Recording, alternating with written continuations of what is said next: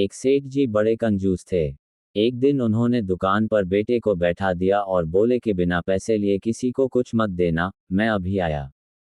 अकस्मात एक संत आए जो अलग अलग जगह से एक समय की भोजन सामग्री लेते थे। लड़के से कहा, बेटा जरा नमक दे दो। लड़के ने संत को डिब्बा खोलकर एक चम्मच नमक दिया।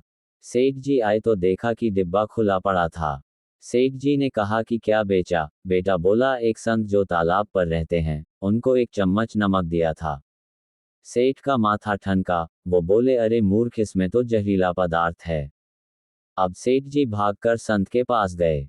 तब तक संत भोजन बनाकर भगवान का भोग लगाकर खाने की थाली लेकर बैठ चुके थे।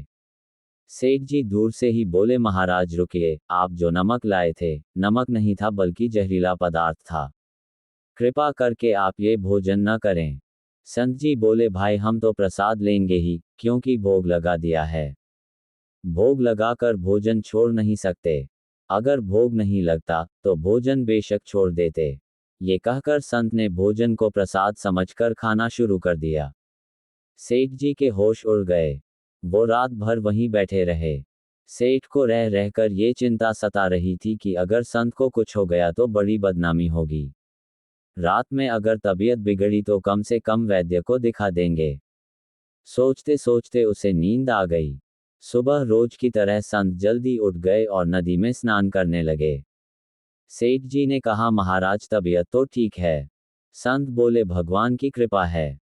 इसके बाद वे पूजा के लिए मंदिर चले गए। जैसे ही संत ने मंदिर का द्वार खोला तो देखा कि भगवान के श्री विग्रह के दो भाग हो गए हैं और शरीर काला पड़ गया है।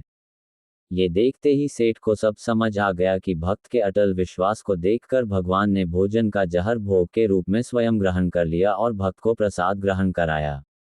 इसके बाद सेठ ने तुरंत घर जाकर बेटे को दुकान सौंप दी और स्वयं संत की शरण में आकर भगवान की भक्ति करने लगा।